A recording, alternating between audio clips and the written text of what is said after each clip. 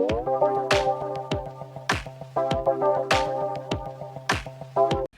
semuanya, selamat siang. Perkenalkan, nama saya Sakana Putri dengan NIM 2002114504 dari Prodi Manajemen Fakultas Ekonomi dan Bisnis Universitas Riau.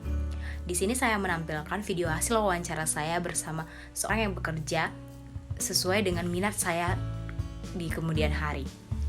Video ini saya buat guna untuk memenuhi tugas akhir dalam ujian akhir semester mata kuliah Manajemen Talenta kelas I yang diampu oleh Ibu dosen Ibu Dian Puspita Novrianti. Berikut videonya. Halo Kak, selamat malam. Halo, selamat malam juga. Maaf nih Kak, mengganggu waktunya. Apakah saya boleh mewawancarai Kakak? Boleh, ini apa ya? Mengenai apa pekerjaan Kakak sekarang dan bagaimana cara Kakak untuk menggapai cita-cita Kakak dan sampai di titik karir Kakak yang sekarang ini. Oh, oke. Dengan senang hati. Silakan. Baik, kita mulai ya Kak. Oke, siap. Pertanyaan yang pertama yaitu, apa nih kegiatan atau pekerjaan Kakak sekarang ini? Kalau sekarang saya bekerja sebagai PNS di salah satu lembaga, yaitu di kantor BKKBN.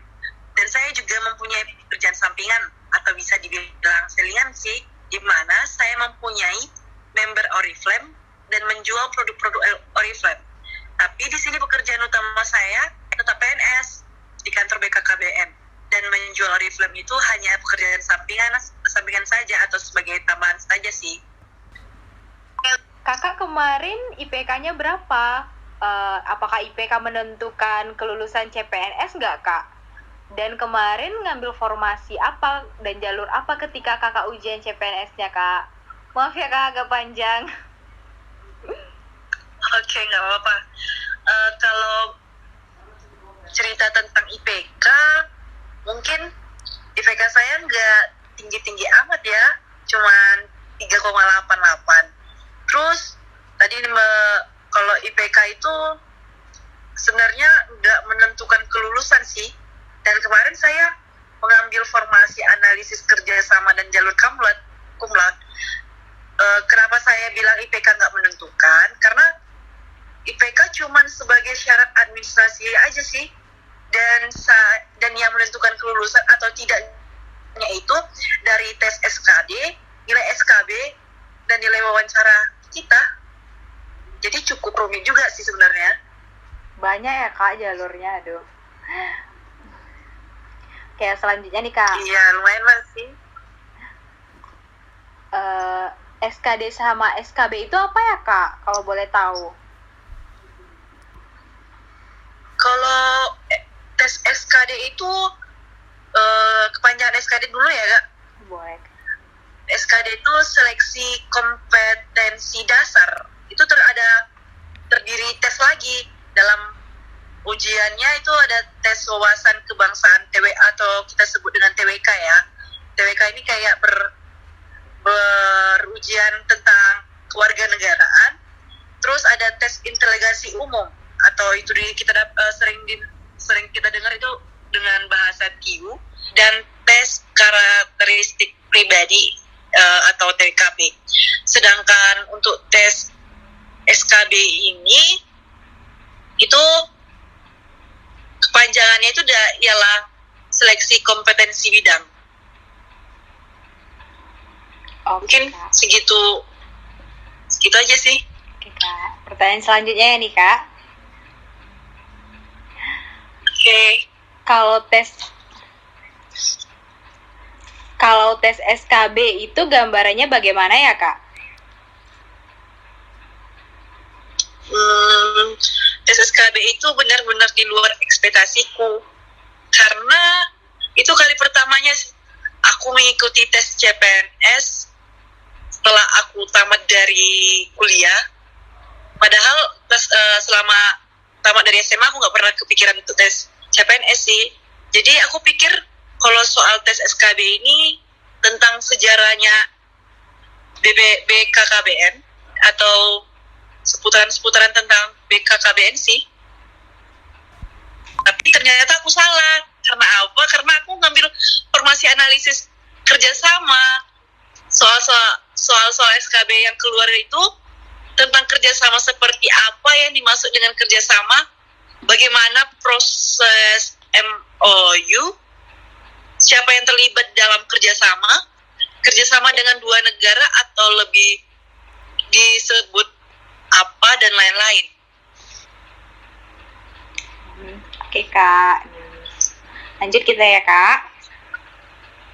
Oke. Kenapa Kakak mengambil di BKKBN? Kenapa tidak di tempat lain seperti BPN dan yang lainnya Kak?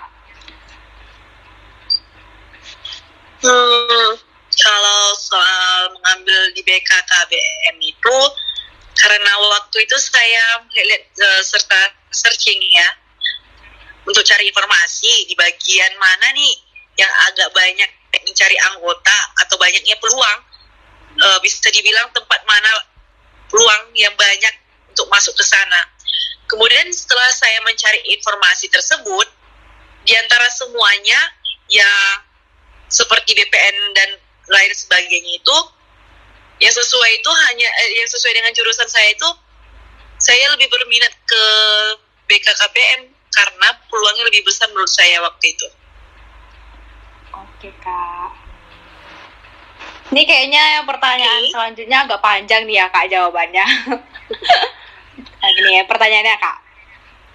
Apa aja persyaratan untuk mengikuti CPNS di formasi BKKBN ini Kak? Kalau kita cerita atau menyebutkan persyaratan dan mengikuti CPNS BKKBN ini mungkin agak panjang ya Kak. Boleh lebih detailnya Kak kita dapat melihat di atau searching di webnya BKKBN Kak. Kalau biasanya sih ada itu Kak, pendaftaran di awal dikasih tahu apa saja syarat CPNS BKKBN ini.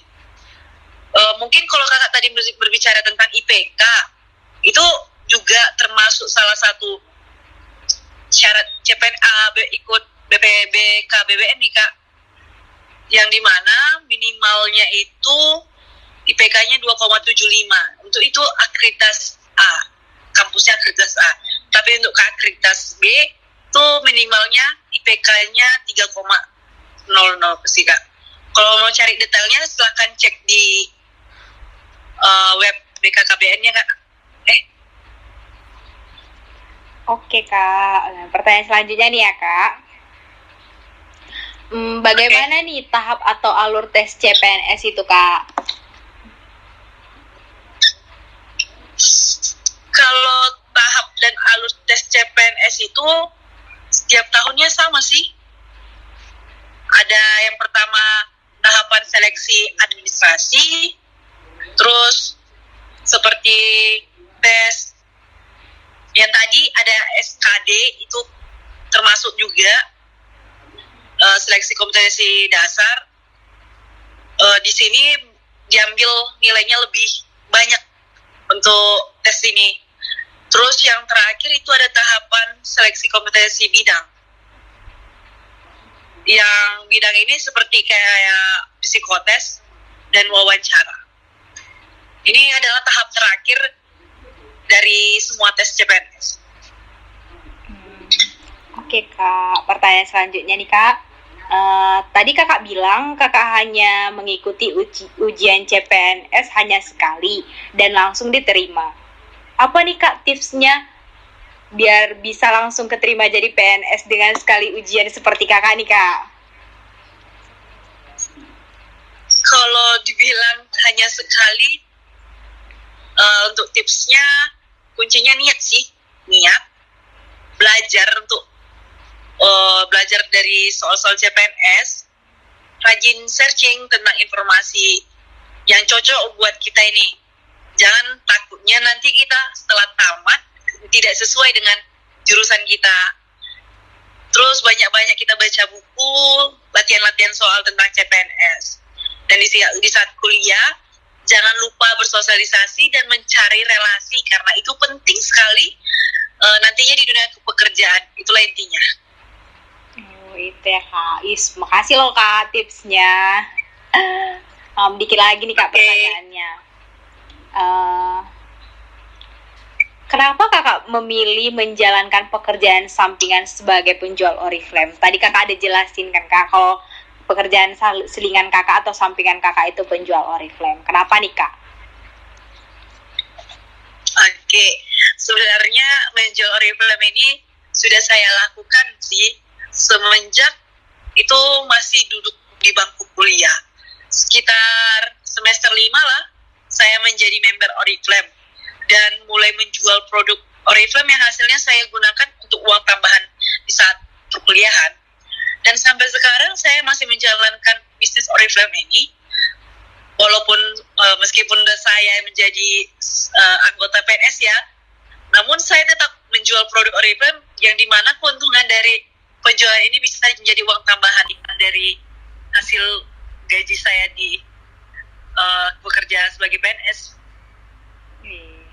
Keren nih, padahal udah PNS loh, gajinya udah bagus, tapi tetap juga ya Kak jual Oriflame. Aduh, nih Kak, satu lagi nih Kak pertanyaannya Kak.